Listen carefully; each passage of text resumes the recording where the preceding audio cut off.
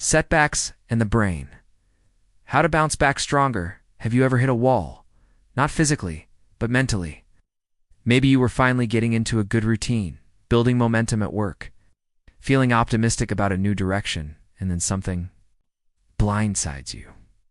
A relationship ends, a project collapses, a health scare pulls the rug out from under you.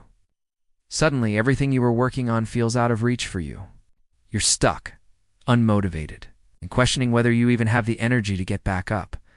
We'll talk about what happens in the brain when you experience a setback, why it can feel so destabilizing, and how to recover, not just emotionally, but neurologically.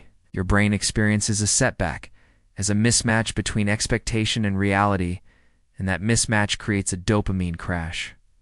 Dopamine is your brain's motivation chemical. It's heavily involved in anticipating rewards and driving.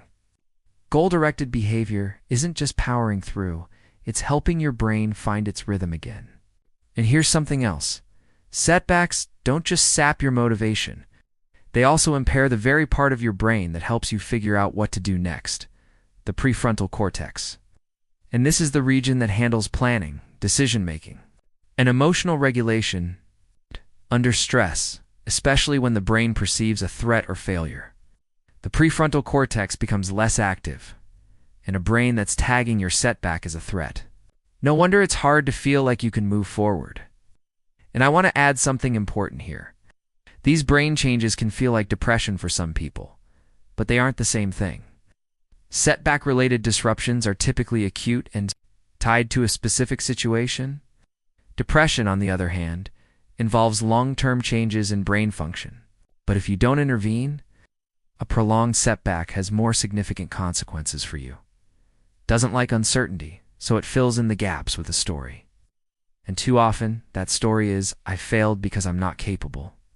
This kind of thinking can lead to what we call learned helplessness, a state where you stop trying because your brain has internalized the belief that effort doesn't make a difference.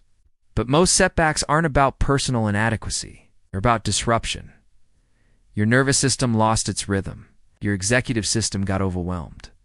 And because the brain likes patterns, it pulls in past experiences to reinforce the current. Mood. You're not just reacting to what happened. You're reacting to every similar disappointment your brain can dig up. It's like an emotional echo chamber. And the longer you stay in it, the more real those distorted thoughts feel. This is where a lot of people get stuck, not in the event itself, but in the narrative that builds around it. So what can you do to get out of the spiral? Small, structured tasks that give you a sense of accomplishment. Even tiny wins can nudge your dopamine system back into gear. For example, sending one email, walking around the block, or organizing your desk. The action itself is less important than the fact that you're taking initiative. Have you ever gotten stuck with a dead car battery and needed someone to jumpstart it? That's how your prefrontal cortex can feel during a setback, like it's out of juice. Help you build trust with yourself again. They say to your brain, see, we can still do these things. The third tool is to establish dopamine reset habits.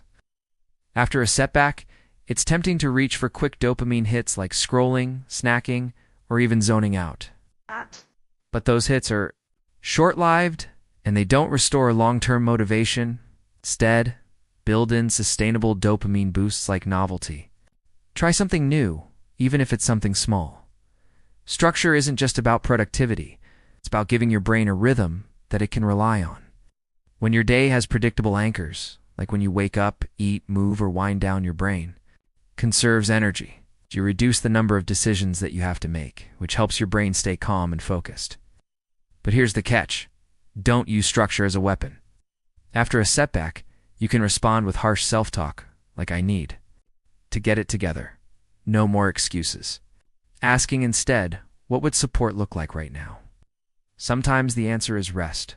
Sometimes it's routine. Often it's both. So let's reframe how we think about setbacks. They're not signs of weakness or failure. They're signals. Your brain is asking for recalibration, not punishment. And the good news is your brain is adaptable. Small actions, consistent structure, and self-compassion, you can bounce back.